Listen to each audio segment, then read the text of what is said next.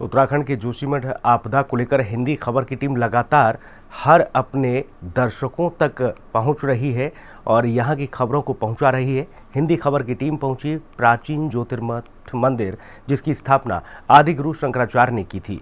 मंदिर की क्या स्थिति है और आपदा से मंदिर को कितना नुकसान हुआ है, इस पर देखिए ज्योतिर्मठ से यह एक्सक्लूसिव रिपोर्ट।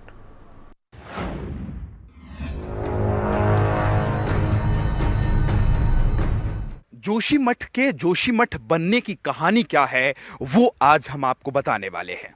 दरअसल जोशीमठ का नाम कैसे पड़ा, ये भी आपको बताएंगे।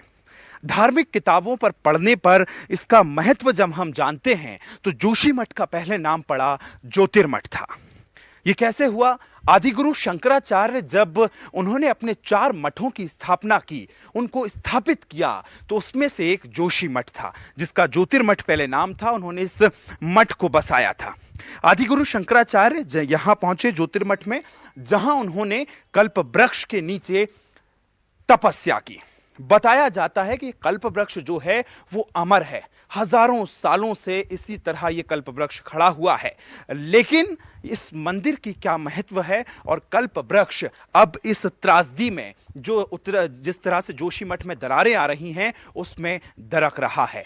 पहाड़ के आसपास और कल्प वृक्ष के आसपास किस तरह से दरारें आई हैं। इस मंदिर में जो हजारों साल पुराना 2500 साल पहले ज्योतिर्मठ जब बसाया गया था, तो इसी ज्योतिर्मठ मंदिर में शंकराचार्य रहे थे। और इस शहर को लेकर क्या महत्व है इस मंदिर का, आज वो भी आपको दिखाएंगे। आइए चलते हैं।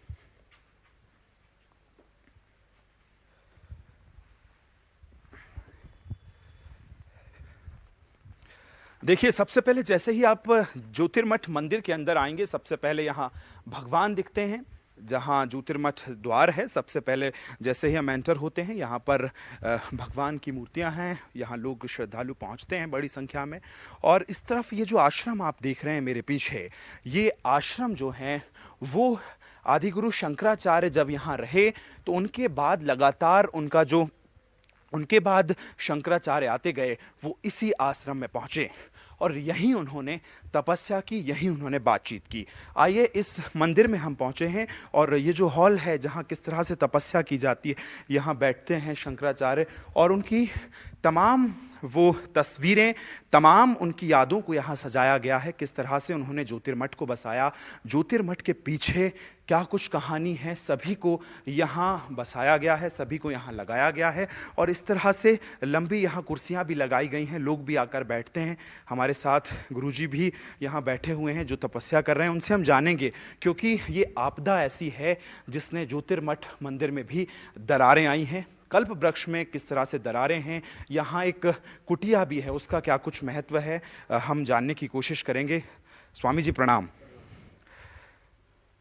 जी, सबसे पहले तो प्रणाम। आज यही जानना चाहूँगा कि ये जो शहर है जोशीमठ अब बना, लेकिन ज्योतिर्मठ जो था वो बहुत पुराना है, लगभग 2500 साल का इतिहास है। किस तरह से इसको बसाया गया? आदिगुरु शंकराचार्य जब यहाँ पहुंचे तो क्या कुछ उन्होंने तपस्या कैसे की और कैसे इसको तैयार किया गया? पूज्यपाद आदिगुरु शंकराचार्य यहाँ 2500 वर्ष पहले आए थे। यहीं पे उन्होंने तपस्या करी थी और इसी क्षेत्र में उन्होंने 4 मठों का निर्माण किया था, 4 दिशाओं में। ये ज्योतिर्मठ सबसे पुराना 4 मठों में से मठ है। दूसरा मठ जो है वो गुजरात द्वारका शारदा मठ है, तीसरा उड़ीसा पुरी में गोवर्धन मठ है और चौथा कर्नाटका श्रृंगेरी में। 4 धाम हैं, 4 मठ हैं, चारों दिशाओं में, पूर्व पश्चिम उत्तर दक्षिण। ये तो हमने मठों का बता दिया। ऐसे ही 4 धाम हैं, जैसे यहाँ पे बद्रिका धाम है, बद्री धाम है, तो ज्योतिर्मठ है। गुजरात में द्वारका धाम है, तो वहाँ पे शारदा मठ है। पुरी में, उड़ीसा में पुरी धाम है और वहाँ पे गोवर्धन मठ है।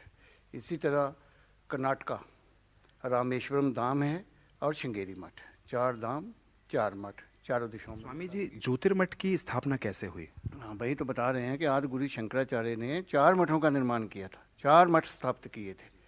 पूरे वर्ल्ड भी कह सकते हैं और भारत के अंदर भी कह सकते हैं। उस समय तो भारत की जो सीमा थी बहुत ही दूर थी।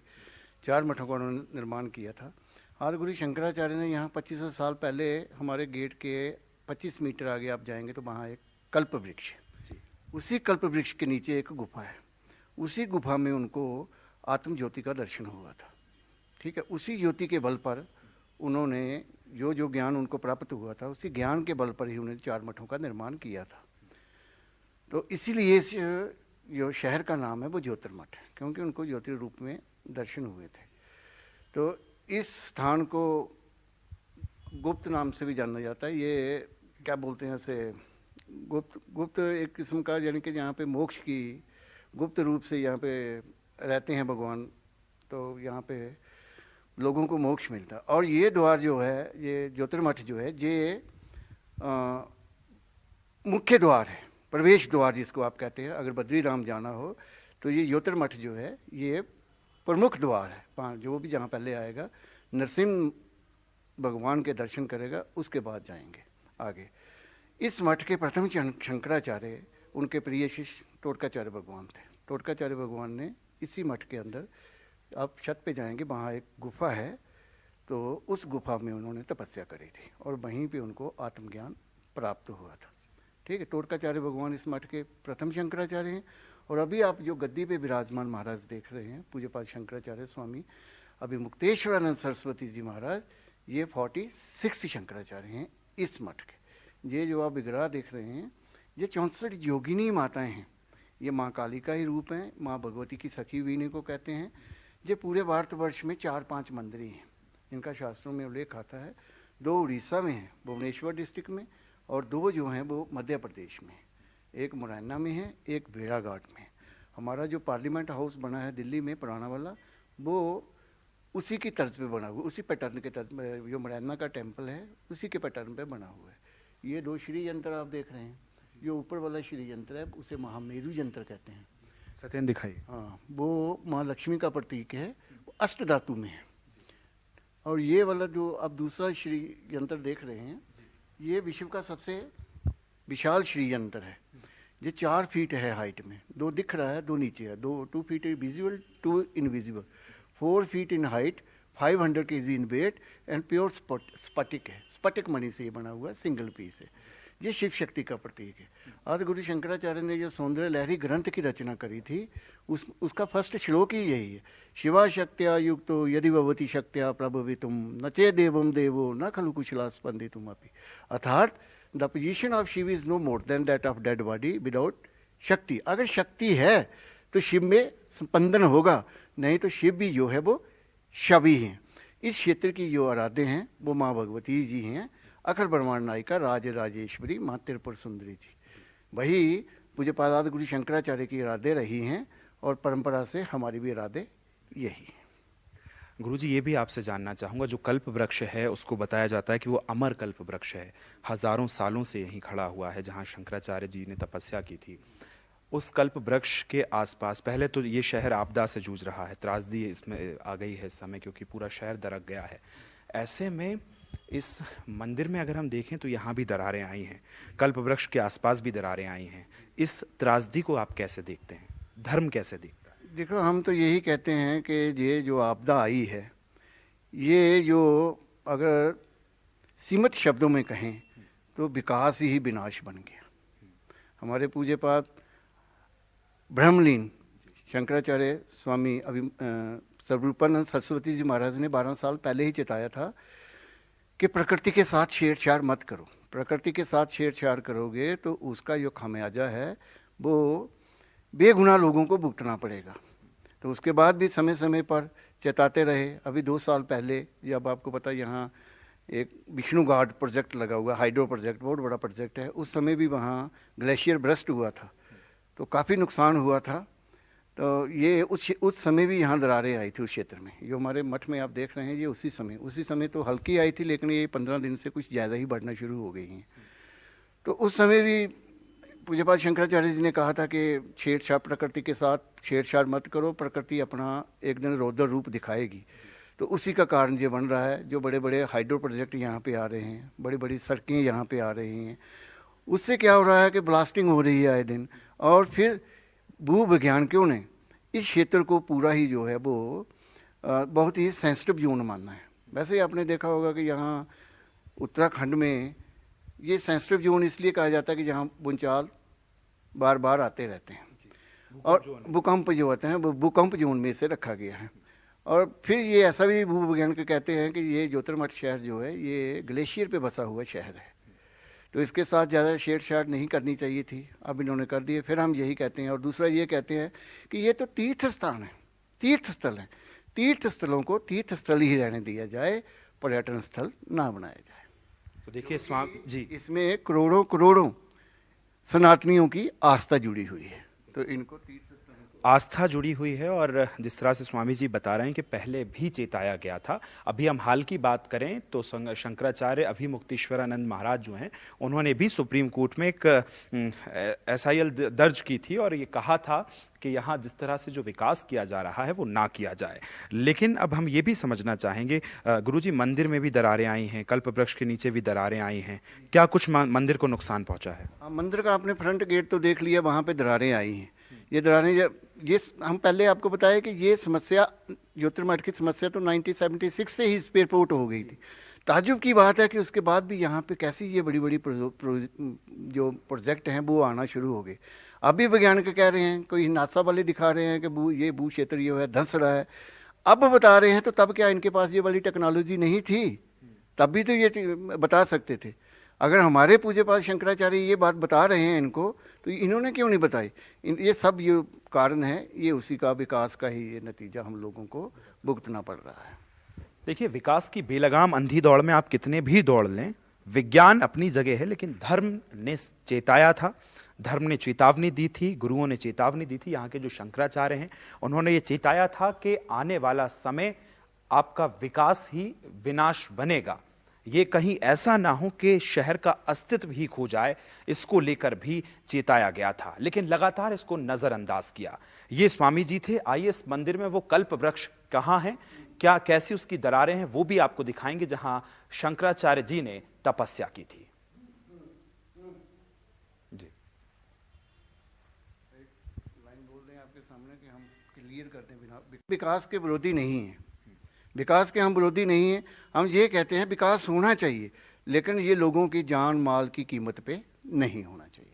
सिंपल शब्दों में हम आकर कहें, जो आपके बड़े बड़े हाइड्रो प्रोजेक्ट लग रहे हैं, या ये जैसे हाइड्रो प्रोजेक्ट लग रहे हैं, और दूसरा बड़ी बड़ी सड़कें यहाँ पे आ रही हैं, इस पे क्या है, ये बहुत ही सेंसिटिव जोन है। सेंसिटिव जोन होने की वजह से ये पूरा जो शहर है जोशीमठ शहर, ये ग्लेशियर पे बसा हुआ शहर है।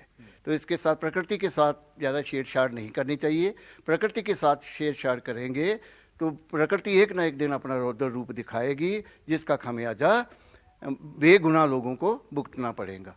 हम ये कहते हैं साथ साथ कि जो तीर्थ स्थल है उनको तीर्थ स्थल ही रहना दिया जाए, ना कि पर्यटन स्थल बनाया जाए।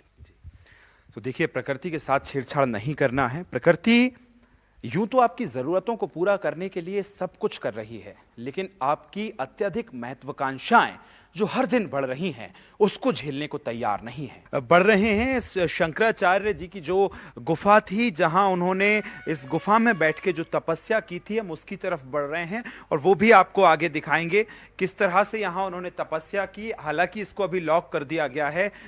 यहां आप देखेंगे तो जो शंकराचार्य थे जिन्होंने इस ज्योतिर्मठ की स्थापना की थी, और वो ये गुफा है, यहां बैठ के बताया जाता है। देखिए, अब इसमें लॉक लगा दिया गया है, दरवाजा बंद कर दिया है ताकि कोई अंदर ना जा पाए। मैं चाहूंगा ये अंदर से आप एक बार दिखाएं जूम करके कि जो गुफा है वो पूरी पत्थर से बनी हुई है, और स्वामी शंकराचार्य महाराज जो हैं उनकी एक यहाँ पे मूर्ति भी लगाई गई है।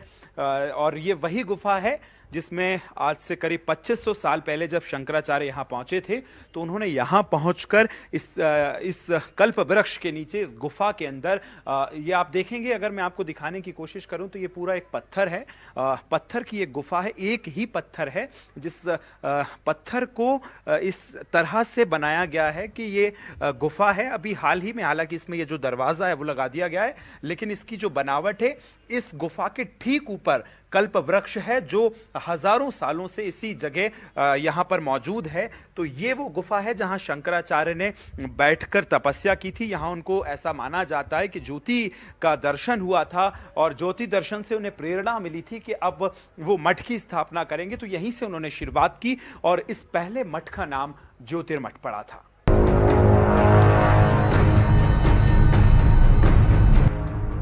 जोशीमठ के भूत हसाव को लेकर मंदिर के धर्माचार्यों में भी आक्रोश है। ज्योतिर्मठ के पुजारी इस आपदा के पीछे एनटीपीसी की परियोजना को जिम्मेदार बता रहे हैं।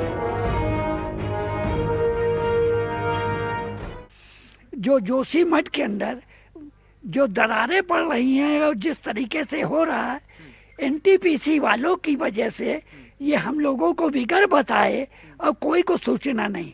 इनको क्या सरकार से दबाव था कि जिसके द्वारा ये गुप्त मेटल लगा के और इनने ब्लास्टिंग करना शुरू कर दिया।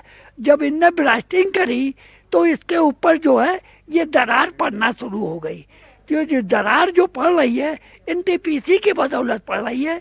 एक ही सरकार किसी को पता नहीं है कि दरार पड़ रही है, जमीन खिसक रही है, लेकिन एनटीपीसी की बदौलत हो रहा है। लेकिन सरकार एनटीपीसी को हटाना नहीं चाह रही है। ज्योतिर्मठ में आई आपदा से जोशीमठ के साथ ही यहाँ के रह रहे लोगों का भविष्य भी खतरे में है। सबसे ज्यादा चिंता तो उन छात्र छात्राओं की है जिनके शिक्षण संस्थान बंद हैं और कब खुलेंगे इसका कोई पता नहीं। ऐसे में जोशीमठ की रहने वाली 12वीं की छात्रा स्नेहा ने धामी सरकार से मदद की अपील की है। हमारी सरकार से इतनी वो है कि वो हमारी हेल्प करे, देखे, यहाँ आए, समझे हमारी सिचुएशन। हम 12th के स्टूडेंट हैं, हमारी पढ़ाई से लेके बहुत ज़्यादा लॉस हो रहा है, पर पढ़ाई बिल्कुल भी नहीं हो रही है। और जिस हिसाब से यहाँ ये सब चल रहा है, दरारें हो रही है, उस हिसाब से हमारे स्कूल का भी कोई पता नहीं है कि क्या होगा क्या नहीं होगा।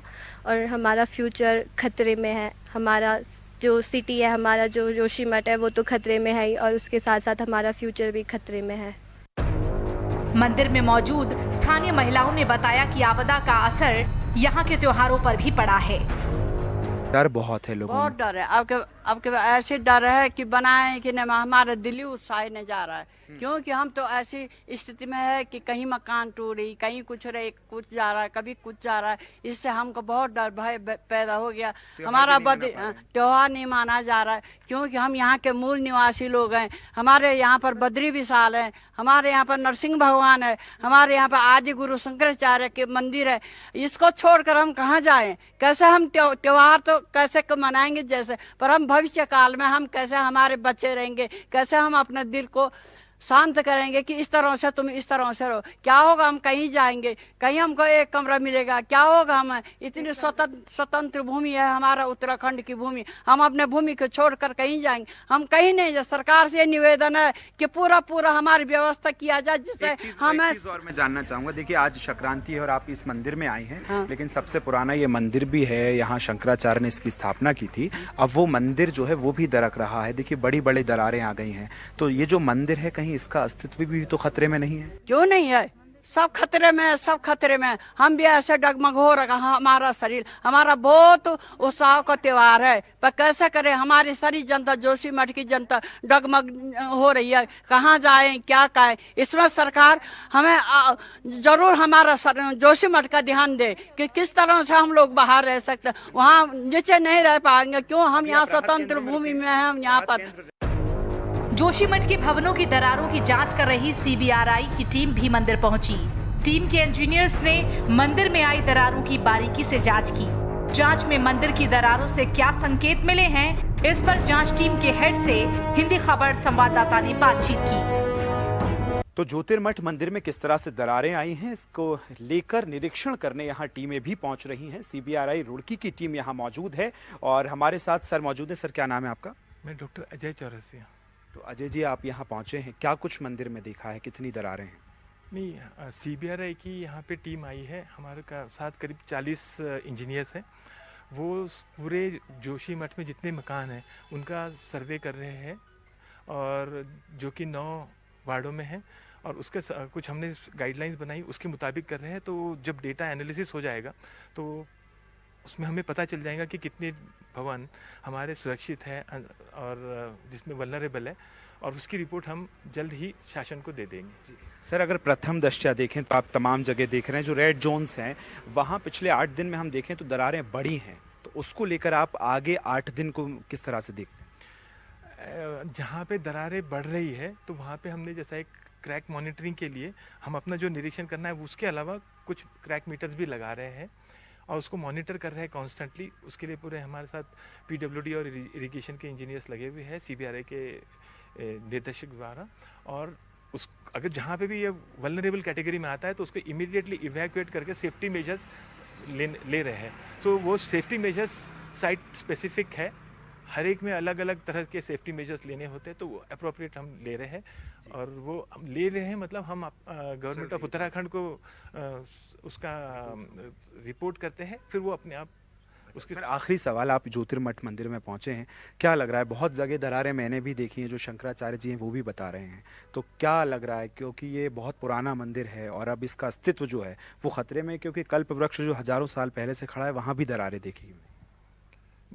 जो दरारें दिख रही है तो थोड़ा सा इंडिकेट कर रही है कि सब्सिडेंस हो रहा है, और हमारा जो हम बिल्डिंग रिसर्च इंस्टीट्यूट से हमारा दायित्व है कि बिल्डिंग में क्या बिहेवियर है उसको मॉनिटर करना, अगर कुछ वल्नरेबल कैटेगरी में है तो उसको प्रोटेक्टिव मेजर्स लेना ताकि वहाँ पे जो भी है वो सेफ रहे। तो जैसे यहाँ ये वाले मंदिर में भी हमने देखा, क्योंकि यहाँ पे क्या हुआ है कि जो पीछे बिल्डिंग है ये कनेक्ट कर दी है ग्राउंड पे, अब ग्राउंड पे कनेक्ट होने की वजह से वो अगर थोड़ा सा भी स्लाइडिंग हो रही है तो उसकी डायरेक्ट थ्रस्ट हमारे आरसीसी फ्रेम स्ट्रक्चर पे आ रही, और उसकी वजह से ये एक आखिरी वाला जो सेक्शन है वहाँ पे कुछ ऐसे हमें दरारें देखनी पड़ी, तो हमने वो महाराज जी से बताया कि इसमें आप प्रॉपर मेजर्स लीजिए। तो कोई thank you so much sir. तो आप सुन रहे थे सीबीआरआई रुड़की की टीम जो है वो यहाँ पहुंची है और उनके 40 इंजीनियर जो हैं वो जगह जगह जाकर निरीक्षण कर रहे हैं। अभी अगर ज्योतिर्मठ मंदिर की मैं बात करूं तो यहाँ पहुंचे हैं, यहाँ जो दरारें आई हैं उसको लेकर भी उन्होंने निरीक्षण किया है। हालांकि अब बता रहे हैं कि जो रिपोर्ट है वो अगले 8 दिन में तैयार होगी, तो देखना होगा कि जो पिछले 8 दिन हैं उसमें लगातार दरारें बढ़ी हैं, टीम का ये कहना है, लेकिन अगले 3 से 4 दिन हैं वो कैसे साबित होते हैं ये देखना बहुत खास होगा। आपदा से ज्योतिर्मठ में स्थापित कल्प वृक्ष का क्षेत्र भी अछूता नहीं है। मान्यताओं के मुताबिक ये कल्प वृक्ष यहाँ हजारों सालों से स्थापित है, लेकिन आज इस कल्प वृक्ष क्षेत्र का अस्तित्व भी खतरे की जद में है। ब्यूरो रिपोर्ट, हिंदी खबर।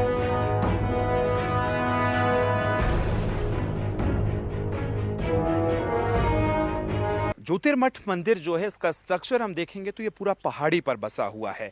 जहां भी हम गर्भगृह में गए वहां से थोड़ा ही ऊपर चलने पर ये दरवाजा पड़ता है और उसके ठीक बाजू में है वो अमर कल्प वृक्ष जो आज भी हजारों सालों से यहीं इसी जगह खड़ा है। क्या कुछ इसका महत्व है, आइए वो भी आपको समझाएंगे।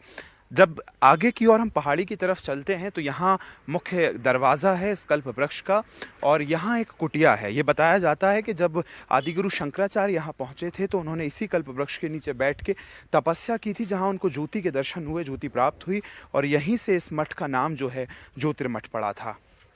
इस कल्प वृक्ष के अंदर जैसे हम जाएंगे तो यहाँ इस तरह से एक दरवाज़ा बनाया गया है जहाँ नंदी विराजमान है और 5 नंदी यहाँ आप देखेंगे यहाँ विराजमान है। ठीक इसके सामने अगर हम देखने की कोशिश करेंगे तो शिवलिंग भी है और आदि गुरु शंकराचार्य की वो कुटिया भी है, जो कुटिया जहाँ रहती है। ये 5 सबसे पहले हम देखेंगे तो नंदी हैं और इसके आसपास ये आप जो पूरा देख रहे हैं इसके आसपास आप यहाँ देखेंगे तो ये वो अमर कल्प वृक्ष है जो हजारों सालों से इसी जगह पर खड़ा हुआ है। लेकिन अब जो आपदा आई है, लेकिन अब जो त्रासदी आई है, जो शहर में दरारें पड़ी हैं, उसने इस कल्प वृक्ष को भी नहीं छोड़ा है। इसके आसपास दरारें हैं वो भी हम आपको दिखाएंगे। उससे पहले एक इसका हम चक्कर लगा लेते हैं, क्योंकि ये जो कल्प वृक्ष है इसकी बड़ा महत्व इस शहर के लिए माना जाता है।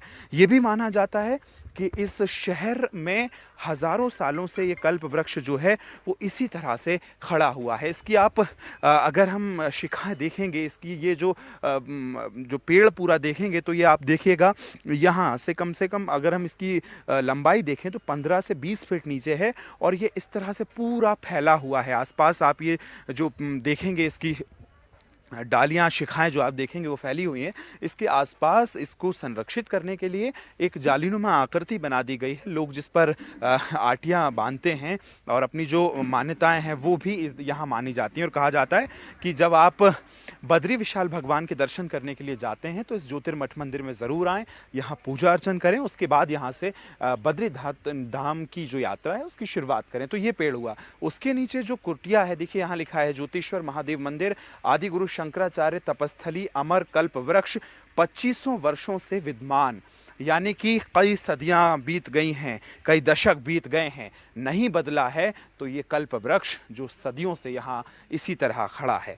अगर हम इस कुटिया में अंदर आएंगे तो देखिए किस तरह से यहाँ पर स्थापना जो है वो की गई है। और यहाँ एक शिवलिंग है भगवान का और यहाँ इस तरह से स्थापना की गई है। और ये अगर हम दिखाएंगे तो ये तस्वीरें हैं तमाम शंकराचार्य जो यहाँ उन्होंने तपस्या की, और उसके बाद काफ़ी पुरानी तरह से इसको बनाया गया है। लेकिन अब इसमें हम दिखाने की कोशिश करेंगे ये वही कुटिया है जो जिसके दरवाजे के ठीक पास से ये बड़ी बड़ी दरारें जो हैं वो अब आना शुरू हो गई हैं। यानी कि ये इस तरफ हम देखें तो इस दीवार में भी आपको यहाँ दरारें दिखेंगी। जो दरारें हैं, कुटिया जिसका स्ट्रक्चर जो था अब वो काफ़ी ज़्यादा कमज़ोर पड़ गया है क्योंकि आसपास दरारें हैं और कल्प वृक्ष की ठीक कल्प वृक्ष से सटी हुई ये जो दीवार है उसमें ये दरारें आई हैं। यानी कि अब इसको लेकर भी खतरा बढ़ गया है। जो हज़ारों सालों से ये कल्प वृक्ष खड़ा हुआ है, क्या इसका अस्तित्व अब खत्म हो जाएगा? क्योंकि ये पूरी जगह एक पहाड़ी पे है और ये पहाड़ी जो है वो दरक रही है। तो ये स्ट्रक्चर और ये पूरा जो मंदिर का दृश्य है वो आप देख रहे हैं ज्योतिर्मठ मंदिर का। तो इस तरह से आदि गुरु शंकराचार्य जब पहुंचे यहाँ और उन्होंने इस मंदिर की स्थापना की और जिसके बाद इस जगह का नाम जोशी मठ पड़ा। ये था ज्योतिर्मठ मंदिर का जो पूरा इतिहास है वो आपको बताया। लेकिन इस मानव निर्मित आपदा ने इस शहर के अस्तित्व को भी दरारों में डाल दिया है। कैमरा पर्सन सत्येंद्र के साथ विकास सक्सेना, हिंदी खबर, जोशीमठ।